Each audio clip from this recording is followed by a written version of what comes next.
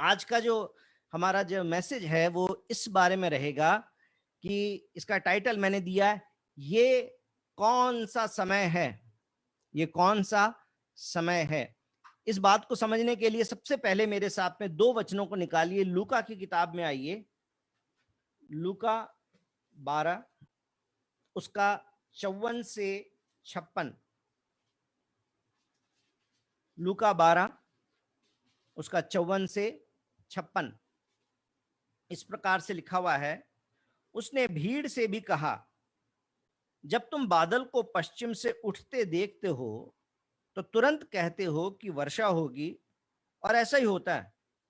और जब दक्षिणी हवा चलती है तो कहते हो कि लू चलेगी, और ऐसा ही होता है।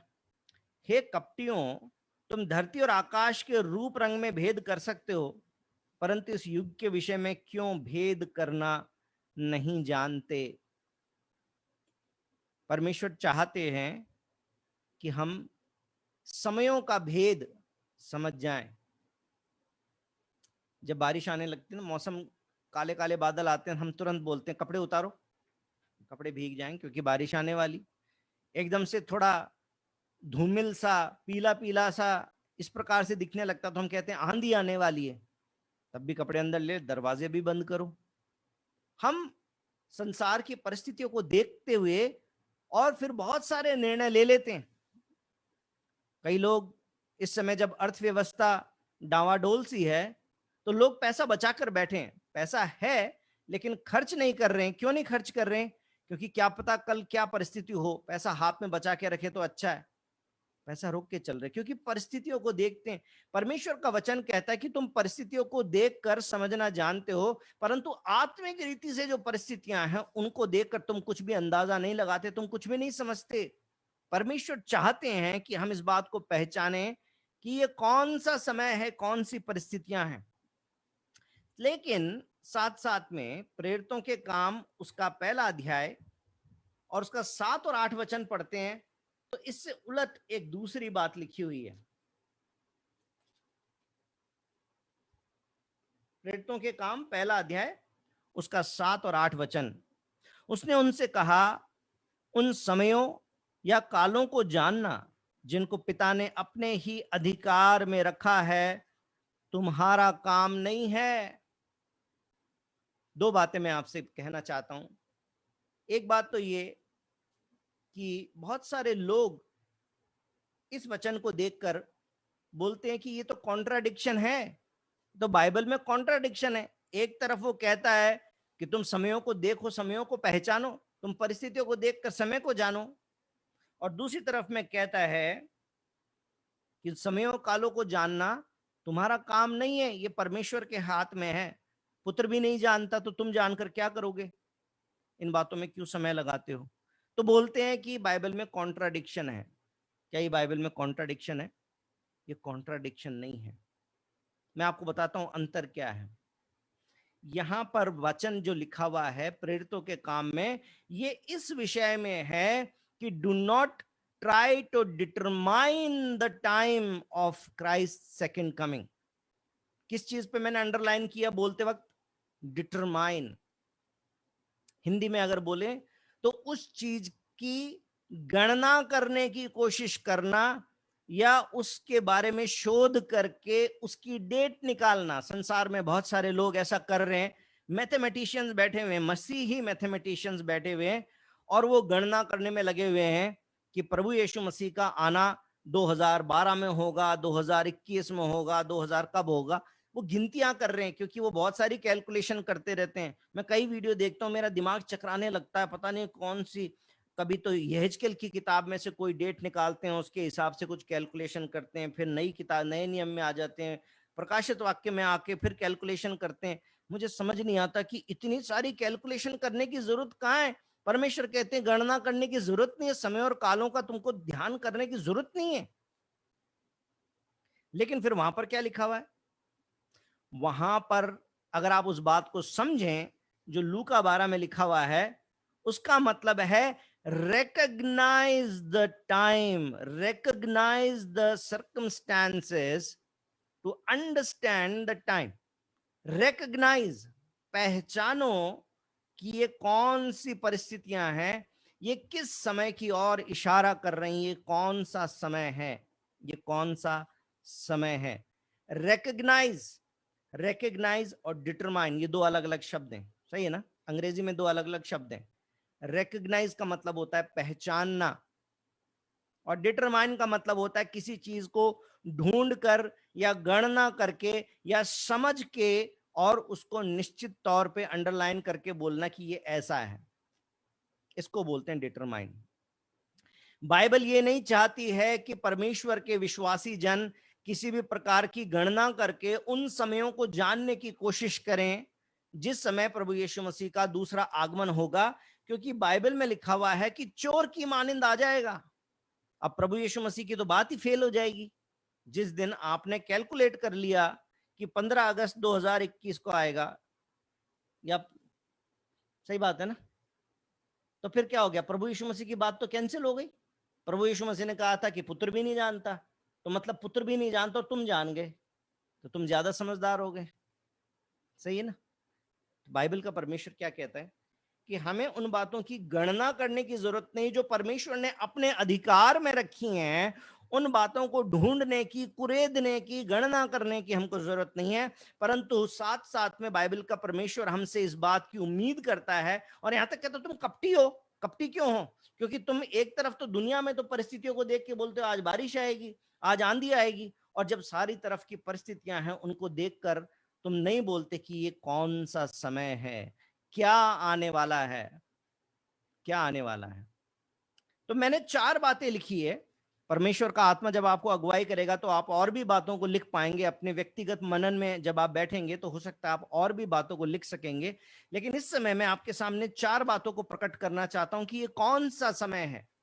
पहला, आप चाहें तो आप नोट कर सकते हैं, बाद में सुन सकते हैं इस मैसेज को फिर से, लेकिन इस पे ध्यान और मनन करना जरूरी है। पहला, ये चिन्हों को पहचानने का समय है, क्योंकि यहां पर जो वचन हमने पढ़ा उसके हिसाब से साफ साफ लिखा हुआ है कि तुम दुनिया में तो चिन्हों को देखकर पहचान लेते हो, परंतु तुम कपटी हो आत्मिक रूप से, तो तुम पहचानते नहीं हो। तो ये चिन्हों को पहचानने का समय है, एक बात। दूसरी बात, ये धन्यवाद करने का, धन्यवादित रहने का, ग्रेटफुल होने का, थैंकफुल होने का समय है। तीसरी बात, ये विश्वास में तैयार होने का समय है। अगर मान लीजिए कल लॉकडाउन पूरी तरह से खुल जाए और प्रेरणा जी बोले कि लखनऊ घूमने चलना है, तो फिर हम परसों निकलना है, तो कल क्या करेंगे? क्या करेंगे प्रेरणा जी? आराम से जैसे आज तक का दिन गुजारे ऐसे गुजारेंगे? नहीं, कल बड़ी उत्सुकता के साथ में तैयारी करेंगे। कौन से कपड़े लेके जाएंगे, गाड़ी में डीजल है कि नहीं है, हवा टिंच है कि नहीं, सारी चीजों की तैयारी करेंगे ताकि अब हमें निकलना है। विश्वास की भी तैयारी करनी है हमें। हमें उस प्रभु यीशु मसीह के आगमन के लिए अपने विश्वास की तैयारी करनी। क्यों और कैसे, इनके बारे में आपको डिटेल बताऊंगा। और चौथी बात है परमेश्वर का सुसमाचार बताने की और परमेश्वर के राज्य को बढ़ाने की तैयारी करनी है, अपना योगदान करना, ये इसका समय है। चारों बातों को समझने की कोशिश करते हैं। सबसे पहला, चिन्हों को पहचानने की, गणना करने की नहीं, समय की गणना करके कैलकुलेट करके निकालने की नहीं, चिन्हों को पहचानने की। कौन से चिन्ह पहचानने हैं हमें? लूका की किताब उसके 21 अध्याय में आइए। ये बात पे हम कई बार पिछले लॉकडाउन से लेकर और इस लॉकडाउन में भी कई बार इस विषय में बात कर चुके हैं, लेकिन एक बार फिर से आपके सामने इन वचनों को पढ़ना चाहता हूं। लूका 21 उसका 10 से 19 लिखा है, जाति पर जाति, राज्य पर राज्य चढ़ाई करेगा, बड़े बड़े भूकंप होंगे, जगह जगह अकाल और महामारियां पड़ेंगी, आकाश से भयंकर बातें, बड़े बड़े चिन्ह प्रकट होंगे, परंतु इन सब बातों से पहले वे मेरे नाम के कारण तुम्हें पकड़वाएंगे और सताएंगे और पंचायतों में सौंपेंगे और बंदी गृह में डलवाएंगे और राजाओं और हाकिमों के सामने ले जाएंगे, और ये तुम्हारे लिए गवाही देने का अवसर हो जाएगा। इसलिए अपने मन में ठान रखो कि हम पहले से उत्तर देने की चिंता ना करेंगे, क्योंकि मैं तुम्हें ऐसे बोल और बुद्धि दूंगा कि तुम्हारे सब विरोधी सामना या खंडन ना कर सकेंगे। तुम्हारे माता पिता और भाई और कुटुंबी और मित्र भी तुम्हें पकड़वाएंगे, यहां तक कि तुम में से कुछ को मरवा डालेंगे। मेरे नाम के कारण सब लोग तुमसे बैर करेंगे, परंतु तुम्हारे सिर का एक बाल भी बांका ना होगा। अपने धीरज से तुम अपने प्राणों को बचाए रखोगे। परमेश्वर ने, प्रभु यीशु मसीह ने आज से 2000 साल पहले ये चिन्ह बता दिए थे कि जब ये चिन्ह आएंगे तो तुम इन चिन्हों पर ध्यान देना, क्योंकि ये किसी चीज के चिन्ह हैं। किस चीज के चिन्ह हैं? ये प्रभु यीशु मसीह के द्वारा बताए गए अंत समयों के चिन्ह हैं। अंत समय के चिन्ह हैं। और क्यों बताएं परमेश्वर ने, प्रभु यीशु मसीह ने क्यों बताएं? क्योंकि बाइबल में लिखा हुआ है कि अंत समय में ऐसे ऐसे झूठे विश्वासी और भविष्यवक्ता उठ खड़े होंगे कि हो सके तो विश्वासियों को भी भरमा दें, विश्वासियों को भी धोखा दे दे। किससे देंगे धोखा? विश्वासियों को किससे धोखा देंगे? एक फिल्मी हीरोइन का पोस्टर लगा के धोखा देंगे? नहीं। ड्रग्स का लालच दे के फिर देंगे? नहीं। ये बुरी बातें तो हम पहचानते हैं ऑलरेडी, विश्वासी लोगों को मालूम है कि ये तो बुरी बातें, इनमें हमें नहीं पड़ना। तो कौन सी बातों से धोखा देंगे? वचन के द्वारा धोखा देंगे। इस वचन के द्वारा, इस वचन का नया इंटरप्रिटेशन निकाल के और तब हमको धोखा देंगे। इसलिए प्रभु यीशु मसीह ने पहले ही बता दिया था कि जब ये वाले चिन्ह आएंगे तो तुम सजग हो जाना। 8वें वचन में पढ़िए क्या लिखा था। प्रभु यीशु मसीह ने कहा, उसने कहा, चौकस रहो कि भरमाए ना जाओ, क्योंकि बहुत से मेरे नाम से आकर बोलेंगे, मेरे नाम से, मेरे वचन से। मसीही दास, परमेश्वर के दास अपना यूट्यूब चैनल चला के और पता नहीं कैसे कैसे आजकल के जो फॉर्मल नए तरीके हैं ना, उनके द्वारा परमेश्वर का वचन बताता है कि ऐसा होगा। ये अंत समय के चिन्ह हैं, लेकिन हम इस समय में भरमाए ना जाएं। इसलिए परमेश्वर कहते हैं तुम इन चिन्हों पर ध्यान देना कि जब ये चिन्ह होने लगेंगे तो समझ जाना कि अंत समय निकट आ रहा है। मत्ती की किताब उसका 24 अध्याय, उसमें यही बातें लिखी हुई हैं। उसका 3रा वचन पहले पढ़ते थे, मत्ती 24 उसका 3। तो वहां पर लिखा हुआ है, जब वह जैतून पहाड़ पर बैठा था तो चेलों ने एकांत में उसके पास आकर कहा, हमें बता कि ये बातें कब होंगी, तेरे आने का और जगत के अंत का क्या चिन्ह होगा। तेरे आने का और जगत के अंत का क्या चिन्ह होगा, ये बात चेले पूछ रहे हैं। और प्रभु यीशु मसीह 4थे वचन से बोलना शुरू करते हैं। तो क्या कह रहे हैं?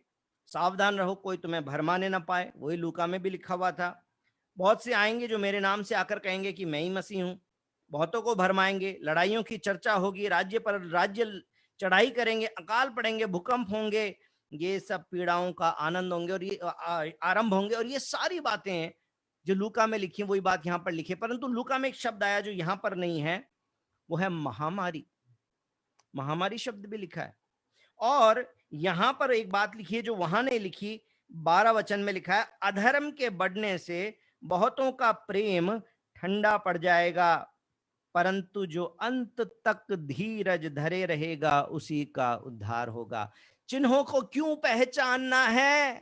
क्यों बताएं चिन्ह प्रभु यीशु मसीह ने? नहीं बताते तो क्या होता?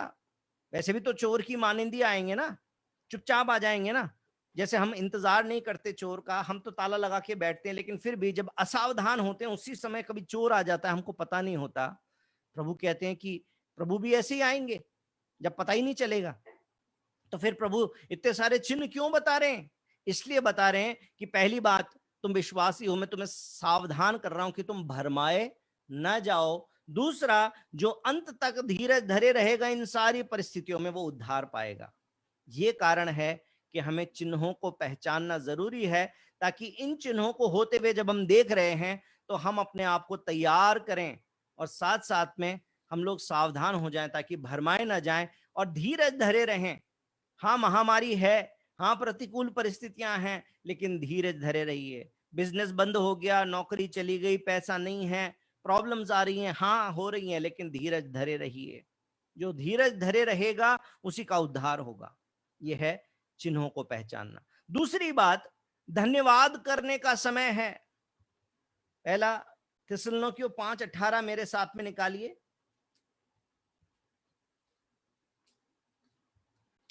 ज्यादातर लोगों को ये वचन आपको मालूम होगा, मैं आपके साथ में इस वचन को फिर से पढ़ना चाहता हूं। पहला थिस्सलुनीकियों 5 उसका 18 वचन लिखा हुआ है, हर बात में धन्यवाद करो क्योंकि तुम्हारे लिए मसीह यीशु में परमेश्वर की यही इच्छा है। अब इस बात की बाबत भी मैं आपसे एक दूसरी बात और बोल दूं। जब आप इंग्लिश की बाइबल को पढ़ते हैं, है प्रांजल आपके पास में इंग्लिश की बाइबल? क्या लिखा हुआ है? गिव थैंक्स इन ऑल सर्कमस्टांसेस। हाँ, ये परमेश्वर की इच्छा है, लेकिन जिस बात में आपका मैं ध्यान लाना चाहता हूं वो है इन all circumstances, not for all circumstances. आपकी बाइबल में फॉर नहीं लिखा ना, इन लिखा है। ये बात का मतलब क्या है मेरे भाई और बहनों? हर एक बात में धन्यवाद करो, हर एक बात के लिए धन्यवाद करो, ये नहीं लिखा। क्यों? क्योंकि बीते दिनों में भी ऐसा है, मैं अपने विश्वासी जीवन में कई लोगों से मिला हूं जो कहते हैं हर बात के लिए हमको धन्यवाद करना। हर बात के लिए? किस बात के लिए? एक्सीडेंट हो गया तब भी धन्यवाद करना है कि एक्सीडेंट हो गया। बीमार पड़ गए, कोरोना हो गया, हाँ कोरोना के लिए भी धन्यवाद करना है। नौकरी चली गई, हाँ नौकरी जाने के लिए भी धन्यवाद करना है। क्यों? क्योंकि गीता में लिखा है कि जो होता है अच्छे के लिए होता है। क्या इसलिए? नहीं, बाइबल में ये नहीं लिखा कि हर एक बात में, हर एक बात के लिए लिखा है, हर एक बात में। इसका मतलब है हर एक परिस्थिति में, in all circumstances, not for all circumstances. हर एक बात के लिए धन्यवाद नहीं करना। नौकरी चली गई तो धन्यवाद नहीं करना, बीमारी आ गई तो बीमारी के लिए धन्यवाद नहीं करना। हाँ, उस परिस्थिति में जब आप बिस्तर पे पड़े हुए आप उठ नहीं सकते, उस परिस्थिति में भी धन्यवाद करना। क्यों धन्यवाद करना? क्योंकि यीशु मसीह ने आपकी बीमारी की कीमत चुकाई है। जब आपके पास में नौकरी चली जाए, फाइनेंशियल प्रॉब्लम हो, तो उस प्रॉब्लम के लिए धन्यवाद नहीं करना। उस प्रॉब्लम के बीच में, उस परिस्थिति में इस बात के लिए धन्यवाद करना है कि मेरा परमेश्वर अपनी महिमा के धन के अनुसार मेरी हर एक जरूरत को पूरी करेगा। बात समझ में आ रही? हर एक बात में धन्यवाद करना है, हर एक बात के लिए धन्यवाद नहीं करना। परसिक्यूशन हो रहा है, सता हो रहा, लोग डंडे मार रहे, इसलिए प्रभु धन्यवाद इन डंडों के लिए, डंडों के लिए धन्यवाद नहीं करना। धन्यवाद इस बात के लिए करना है कि प्रभु ने कहा है कि धन्य हो तुम कि मेरे नाम के कारण सताए जाते हो, क्योंकि तुम्हारे लिए बड़ा प्रतिफल है। डंडों के लिए धन्यवाद नहीं है, उस प्रतिफल के लिए धन्यवाद है जो डंडे खाने से मिल जाएगा। हर एक परिस्थिति में, फॉर ऑल सर्कमस्टांसेस नहीं, in all circumstances give thanks. हर एक बात में परमेश्वर का हम धन्यवाद करें। और साथ साथ में परमेश्वर के वचन से एक दो बातें और निकाल के देखिए। नीति वचन में आइए, नीति वचन 10 उसका 2। प्रेरणा जी आप भी अपना माइक ऑन रखिए जरा, अगर आपको मिल जाए तो आप पढ़ दें ताकि समय बचे। नीति वचन 10 उसका 2। दुष्टों के रखे हुए धन से लाभ नहीं होता, परंतु धर्म के कारण मृत्यु से बचाव होता है। हाँ, हम इसलिए धन्यवाद करें क्योंकि परमेश्वर हमारी धार्मिकता के कारण या हमारे विश्वास के कारण हमें मृत्यु से भी बचा लेता है। इसलिए हम परमेश्वर को धन्यवाद करें। भजन संहिता 106 उसका पहला वचन हमको एनकरेज करता है कि हम परमेश्वर को धन्यवाद करें। 106 उसका 1। यह की स्तुति करो, यहोवा का धन्यवाद करो, क्योंकि वह भला है और उसकी करुणा सदा की है। उसकी करुणा सदा की है, इसलिए हम उस यहोवा का, उस परमेश्वर का हम धन्यवाद करें। परमेश्वर, भजन संहिता 46 उसका 1 भी पढ़ रहा हूं मैं, कि परमेश्वर हमारा शरण स्थान और बल है, संकट में अति सहज से मिलने वाला सहायक है। इसलिए हम धन्यवाद करें, क्योंकि परिस्थितियां तो विपरीत हैं चारों तरफ में। चलो प्रभु का धन्यवाद हो, हमारी प्रार्थनाओं को सुन के अब प्रभु ने कोरोना को कम कर दिया है। अब तो 85,000 के आसपास के केस हो गए, कहां 4 लाख तक पहुंच गए थे। लेकिन फिर भी जब तक ये 0 नहीं होगा तब तक खतरा तो चारों तरफ में है, परिस्थितियां तो है, लेकिन ऐसी परिस्थिति में भी, संकट के समय में भी अति सहज से मिलने वाला हमारा परमेश्वर है। इसलिए हम क्या करें, इन दिनों में भी हम धन्यवाद करें। ये धन्यवाद देने का समय है। ये कौन सा समय है? ये चिन्हों को पहचानने का समय है, ये धन्यवाद करने का समय है। और भी क्यों धन्यवाद करने का समय है मेरे भाई और बहनों? याकूब की किताब, उसका पहला अध्याय और उसका 17 वचन, याकूब 1 उसका 17 लिखा है, क्योंकि हर एक अच्छा वरदान और हर एक उत्तम दान ऊपर ही से है, परमेश्वर से मिलता है। हर एक ब्लेसिंग, हर एक आशीष परमेश्वर की तरफ से है। परमेश्वर दुख नहीं मिलाता, परमेश्वर हमें आशीष देता है। और मैं आपसे ये बात कहना चाहता हूं कि इस बात को यदि आपने कभी सुना भी था कि हर एक बात के लिए धन्यवाद करना, तो आज मैं आपको कह देना चाहता हूं कि ये बात सही नहीं है। क्यों? क्योंकि बीमारी परमेश्वर नहीं देता, नुकसान परमेश्वर नहीं करता। यिर्मयाह की किताब में लिखा है कि जो योजनाएं, जो कल्पनाएं मैं तुम्हारे विषय में करता हूं, तुम्हारे भले की है, तुम्हारा नुकसान करने की नहीं है। यहां पर लिखा हुआ है कि परमेश्वर उत्तम आशीषें देने वाला परमेश्वर है। और भी वचन है याकूब की किताब के अंदर ही, 13 वचन को भी आप पढ़िए। जब किसी की परीक्षा होती है तो ये ना कहे कि मेरी परीक्षा परमेश्वर की तरफ से होती है, क्योंकि परमेश्वर खुद भी परीक्षा में नहीं पड़ता और परमेश्वर किसी की परीक्षा करता भी नहीं है।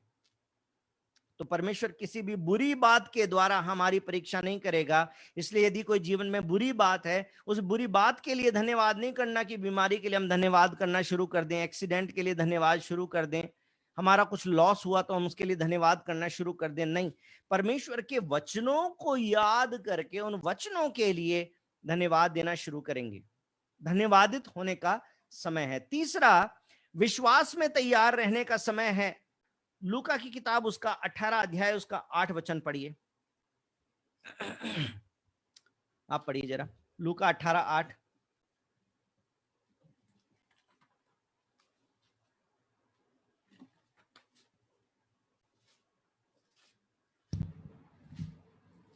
नहीं मिला? मिल गया। मैं तुमसे कहता हूँ, वह तुरंत उसका न्याय चुकाएगा। तो भी मनुष्य का पुत्र जब आएगा, तो क्या वह पृथ्वी पर विश्वास पाएगा? जब मनुष्य का पुत्र आएगा, यानी कि ये एक टाइटल है हमारे प्रभु यीशु मसीह के लिए। प्रभु यीशु मसीह अपना कितना नम्र परमेश्वर है कि वो अपने आप को परमेश्वर का पुत्र ऐसे बड़े टाइटल से नहीं बोलता। वो जब खुद के बारे में बात कर रहा तो बोलता है कि जब मनुष्य का पुत्र आएगा। इतना अपने आप को नम्र करता, अपने आप को नीचा करता हमारा प्रभु यीशु मसीह। हम जो प्रभु के लोग हैं, ये ऊंचा टाइटल चाहते हैं। हम बोलते कोई हमको प्रभु का दास बोले, तो कोई टाई भी लगा के जाता है, कोई कोट भी पहन के जाता है, और कोई माला भी पहनता है कि परमेश्वर के दास आ गए। ऊंचे शब्द अच्छे लगते हैं, लेकिन हमारे प्रभु को उल्टा अच्छा लगता है। बोलते कि तुम में से जो कोई बड़ा बनना चाहे तो वो छोटा ही बन जाओ। और फिर लोग समझ नहीं रहे थे चेले, तो प्रभु ने कहा कि एक काम करो, वो पानी लेके आओ। फिर पानी लेके आए तो उन्होंने अपना गमछा कमर में बांध के खुद ही अपने चेलों के पैर धोने लगे। बता दिया प्रभु यीशु मसीह ने कि छोटा ही बनना है। प्रभु यीशु मसीह बोलता है मनुष्य का पुत्र, ये मनुष्य का पुत्र यीशु मसीह है। कहता है मनुष्य का पुत्र जब आएगा, किस लिए आएगा? उसके द्वितीय आगमन की बात हो रही है, उसके न्याय के लिए। जब वो अंत समय में आएगा तो क्या पृथ्वी पर विश्वास पाएगा? तो किस चीज को देखने के लिए आएगा? क्या इस बात को देखने के लिए आएगा कि आपने प्रभु के कलीसिया में जाकर और कितनी बार अटेंडेंस लगाई, आपने कितनी बार जूम मीटिंग अटेंड करी, आप कितने बाइबल स्टडी से ज्ञान इकट्ठा किया, कितनी बाइबल को आपने अंडरलाइन किया? आप ये सब करते हैं, प्रभु का धन्यवाद हो। आप कलीसिया भी जाते हैं, आप जूम मीटिंग भी अटेंड करते हैं, बाइबल को भी कलर करते हैं, लिखते भी हैं, नोट्स भी बनाते हैं, प्रचार भी करते हैं, लेकिन प्रभु इनमें से किसी भी चीज को देखने के लिए नहीं आएगा। लिखा है ये वो समय है जब प्रभु आने वाले हैं। अंत समय जैसे हमने चिन्ह देखे, उसमें जब प्रभु आएंगे तो एक ही चीज को देखने लगेंगे सबसे पहले, वो है विश्वास। इसलिए हम लोग क्या करें? यहूदा की किताब में आइए। यहूदा यानी कि प्रकाशित वाक्य से जस्ट पहले वाली जो किताब है वो यहूदा है ना, जूड। और जूड पहला अध्याय, उसका पहला मतलब एक ही अध्याय, इसमें इसका 20 और 21 वचन हम लोग पढ़ें तो क्या लिखा है? आपको और मुझको लिखा है हे प्रियों, तुम अपने अति पवित्र विश्वास में उन्नति करते हुए और पवित्र आत्मा में प्रार्थना करते हुए अपने आप को परमेश्वर के प्रेम में बनाए रखो और अनंत जीवन के लिए हमारे प्रभु यीशु मसीह की दया की बाट जोहते रहो। जब हम बाट जो रहे हैं ना, ये प्रभु ने कहा था अंत समय है, ये परिस्थितियों को तुम देखना, समझ जाना कि अंत समय है, मैं आने वाला हूं। तो क्या कह रहे, आने की जब तुम बाट जो रहे हो तो क्या करना, अपने अति पवित्र विश्वास में उन्नति करते रहना। हमारा विश्वास प्रभु में बढ़ता रहे, ये परमेश्वर की इच्छा है। इसलिए ये समय है, कौन सा समय है, विश्वास में बढ़ने का समय, विश्वास में उन्नति करने का समय, पीछे हटने का समय नहीं है। अरे चर्च तो बंद पड़े हैं, बढ़ेंगे कैसे? बाइबल का वचन खोल के दिखाइए मुझे जहां पर लिखा है कि तुम परमेश्वर के भवन में जाओगे तो तुम्हारा विश्वास बढ़ेगा। नहीं है। रोमियो 10:17 में लिखा है, विश्वास सुनने से और सुनना मसीह के वचन से। वचन को सुनना है, भवन में जाके सुनेंगे, जूम मीटिंग पे सुनेंगे, यूट्यूब पे सुनेंगे। बहुत सारे अपने विश्वासी भाई बहन, मैं आप लोगों से आग्रह करना चाहता हूं कि अपना जो सत्संग का जो यूट्यूब चैनल है उसको आप सब्सक्राइब करके उसको बेल आइकन दबा लीजिए, ताकि उसके ऊपर जितने भी वचन आते हैं, मैं एडिशनल भी डालने लगा हूं, क्योंकि कुछ और जगहों से मुझे रिक्वेस्ट आई थी, तो उनके कहने पे मैंने कुछ एडिशनल वचन तैयार करके डालना शुरू किया, जो हम प्रचार नहीं करते, हम लगातार स्टडी नहीं करते। आप वहां से सुन सकते हैं, चलते फिरते कभी भी छोटा सा मैसेज सुन सकते हैं। वचन को सुनना है, लेकिन साथ साथ में ये भी ध्यान रखना कि किसको सुन रहे हैं, कहाँ सुन रहे हैं। एक बहन जी मेरे पास में आई, बोली भैया ऐसा क्यों, वो तो ऐसे बोल रहे थे। मैंने कहा बहन जी वो ऐसे बोल रहे थे तो आप उनसे ही जाके पूछो ना वो ऐसे क्यों बोल रहे थे, मुझसे क्यों पूछ रहे हो? अगर आप मुझसे लगातार सीखते रहेंगे और फिर आपके मन में कोई सवाल आएगा तो आप मुझसे सवाल करिए, तो मैं उस सवाल का जवाब तो आपको जरूर दूंगा।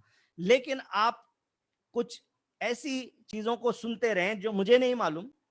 अब आपने 1 घंटे का वीडियो सुन लिया, अब आपने वो लिंक भेज दिया, भैया ये वाले वीडियो में तो उन्होंने ऐसा बोल दिया, तो अब क्या करें? अब मैं आपके लिए उस पूरे 1 घंटे के वीडियो को देखूं, फिर उसके लिए जवाब तैयार करूं, फिर आपको बताऊं कि उन्होंने ऐसा क्यों बोल दिया। अगर आप परमेश्वर के वचन से सीखना चाहते हो तो हमारे पास में ऑलरेडी इतना सारा मटेरियल है, और कुछ एक चुने हुए प्रचारक जिनके नाम मैंने आपके सामने कई बार बोले, उनके वचनों को आप यूट्यूब पे जाके बार बार सुनिए, आपको उन्नति मिलेगी। लेकिन XYZ हर किसी का वचन सुनते रहेंगे, तो मैं मना नहीं कर रहा हूं आपको कि आप ना सुने, आप सुन सकते हैं, लेकिन यदि कोई कंफ्यूजन आएगा तो प्रॉब्लम तो होगी, क्योंकि हर एक चीज के अंदर यूट्यूब में और फेसबुक में अकाउंटेबिलिटी नहीं है, कौन क्या बोल रहा है उसके ऊपर किसी की रोक टोक नहीं है। इसलिए सुनना तो है, लेकिन कहां से सुने? बाइबल में लिखा है तुम कैसे सुनते हो इस बात पर ध्यान करो।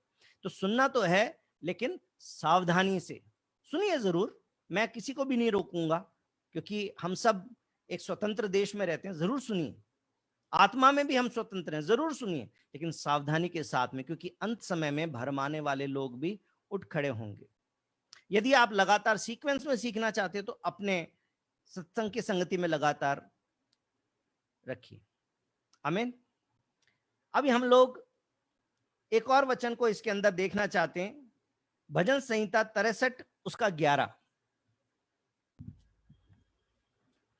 प्रेरणा जी आप निकाल के पढ़िए। विश्वास में तैयार होने का समय है, परंतु राजा परमेश्वर के कारण आनंदित होगा। जो कोई ईश्वर की शपथ खाए वह बड़ाई करने पाएगा, पर झूठ बोलने वालों का मुंह बंद किया जाएगा। हाँ, ये विश्वास में तैयार होने का समय है हमारे लिए। झूठों का तो मुंह बंद हो जाएगा, लेकिन जो सच्चाई है वो छत पे से भी प्रचार की जाएगी। सत्य परमेश्वर का वचन है, इस वचन को अधिकाई से अपने मन में बसने देना है। यशायाह 55 के 10 और 11 को पढ़ते हैं तो खोलने की जरूरत नहीं है, लेकिन वहां पर लिखा हुआ है कि जैसे बारिश गिरती है तो वो जमीन पे कुछ ना कुछ उगाती है, वैसे ही परमेश्वर का वचन जो परमेश्वर भेजते हैं वो भी हमारे जीवन में कुछ ना कुछ जरूर करता है। इसलिए परमेश्वर के वचन में लगातार बने रहिए। हमें विश्वास में बढ़ने का ये समय है, क्योंकि प्रभु यीशु मसीह जब आएंगे तो क्या ढूंढेंगे? विश्वास ढूंढेंगे। मनुष्य का पुत्र जब आएगा तो क्या विश्वास पाएगा? सिंपल शब्दों में अगर बोलूं, यदि आप नए विश्वासी और इतनी गहरी गहरी बात आपको समझ में नहीं आ रही तो सिंपल बोल दूं, सबसे पहले परमेश्वर को और परमेश्वर की बातों को जानना। जानेंगे कैसे? वचन को सुन के या पढ़ के। जानने के बाद में नेक्स्ट स्टेप उसको समझना। यदि आपको खुद से समझ में नहीं आए तो एक विश्वासी को फोन करिए, मुझको फोन करिए, आपस में बात करिए, उसको समझने की कोशिश करिए। परमेश्वर के वचन को समझकर अपने दिल में बैठने दीजिए। और जो वचन हमको अब मिल गया है उसमें परमेश्वर का भय अपने जीवन में बनाए रखिए, ताकि वो जो लिखा है, जो पढ़ा है, जो सुना है, उसके अनुसार चलने की चौकसी करें, परमेश्वर की इच्छा के विरुद्ध में पाप ना करें, और साथ साथ में आज्ञाकारिता का जीवन रखें। ये विश्वास में बढ़ते जाएंगे। सिंपल फॉर्मूला, वचन को सुनिए, पढ़िए तो आपको जानने को मिलेगा, उसको समझिए यानी कि उस पर मनन करिए, परमेश्वर का भय अपने जीवन में लाइए कि प्रभु के वचन में जो लिखा है इसके अनुसार ही करना है, और आज्ञाकारिता का मन बनाइए, आज्ञाकारिता में चलिए। चौथी बात, किसका समय है? कौन सा समय है? सुसमाचार बताने का समय है। क्यों? मत्ती 24 उसका 14 हम लोग पढ़ें। अभी हमने जो अंश पढ़ा था मत्ती 24 का, वहीं पर ये बात 14 वचन के अंदर लिखी हुई है। और राज्य का ये सुसमाचार सारे जगत में प्रचार किया जाएगा कि सब जातियों पर गवाही हो, तब अंत आ जाएगा। कब अंत आएगा? अंत समय का इंतजार तो कर रहे हैं। हम सोच रहे हैं प्रभु या तो ये कोरोना ही खत्म हो जाए, या फिर बस आपका आना ही हो जाए, तो फिर हमको ये झंझट ही खत्म इस दुनिया का। लेकिन कब आएंगे प्रभु? प्रभु लिखा है सब जातियों पर गवाही होएगी तो अंत आ जाएगा। क्या सब जातियां प्रभु यीशु मसीह का सुसमाचार सुन चुकी?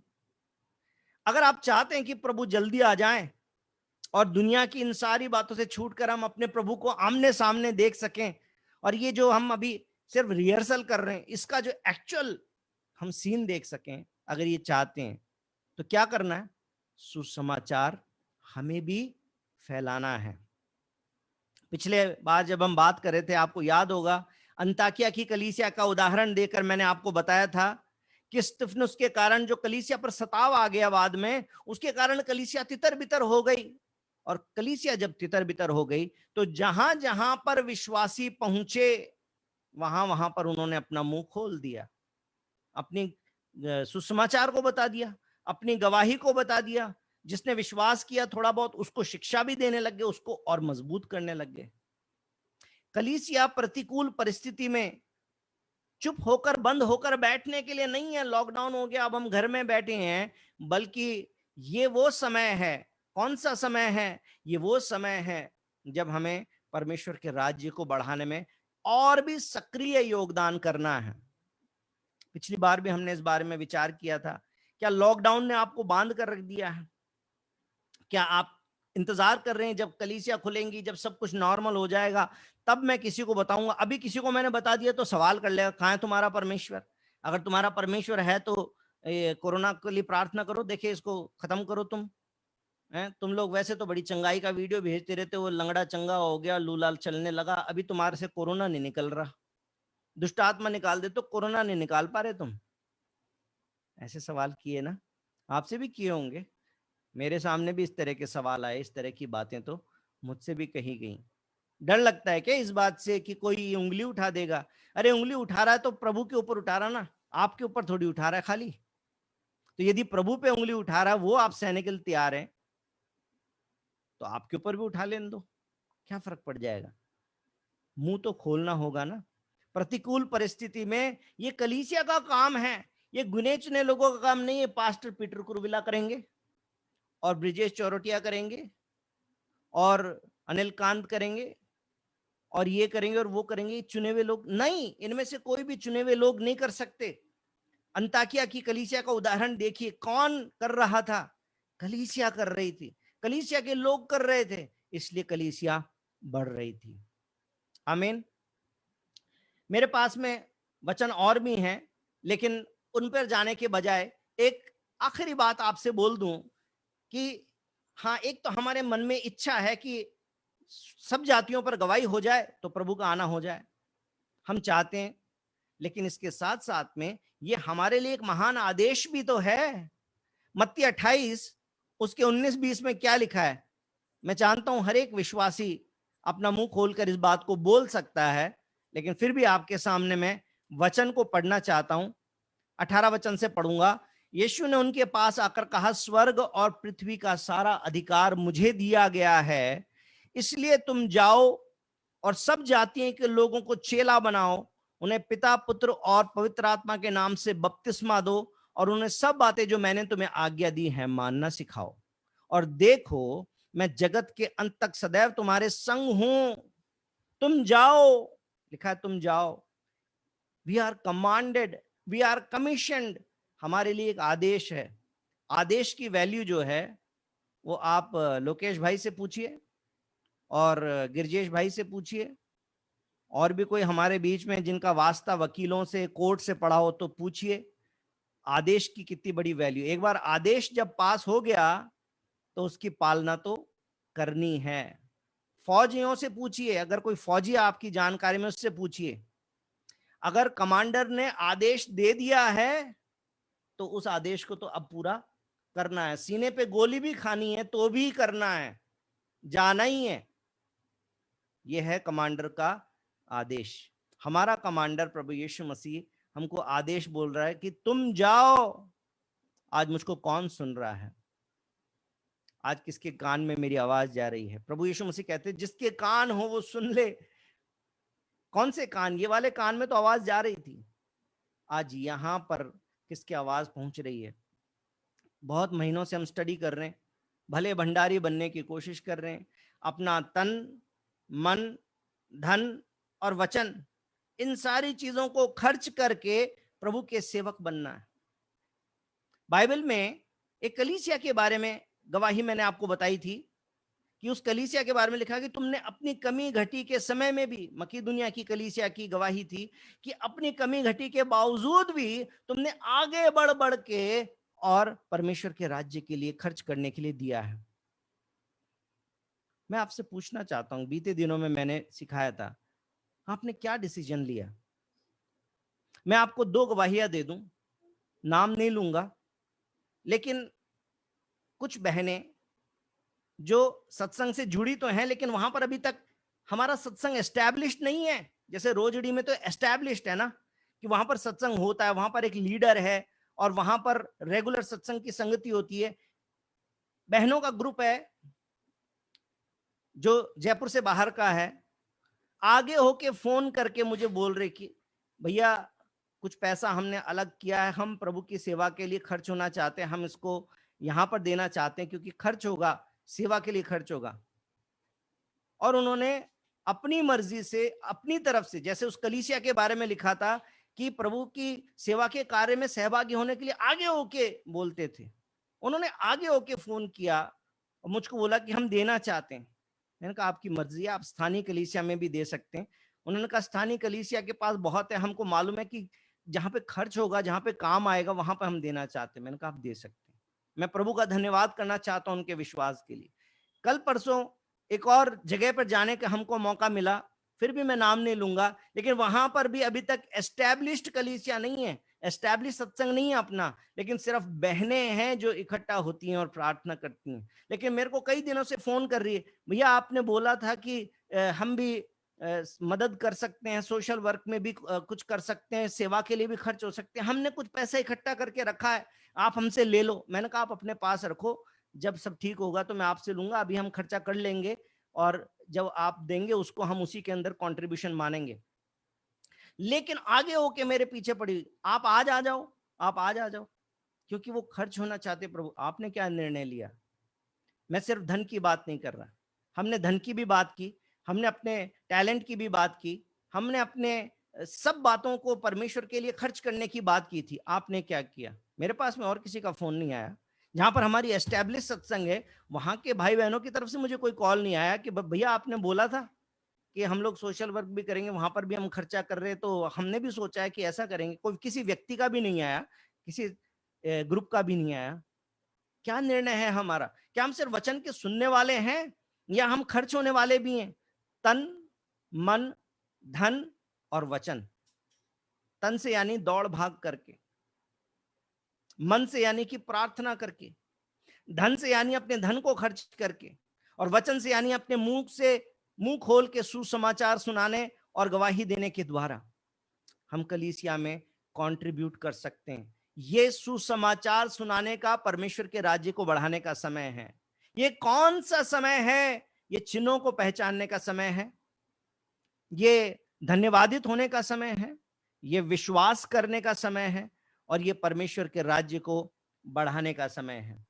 आमीन।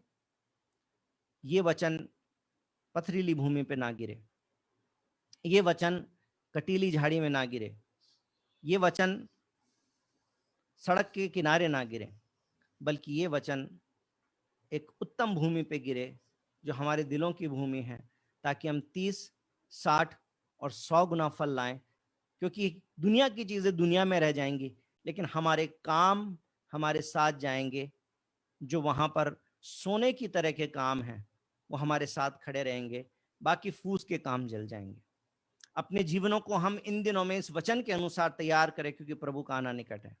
प्रभु आप सबको बहुत आशीष दे।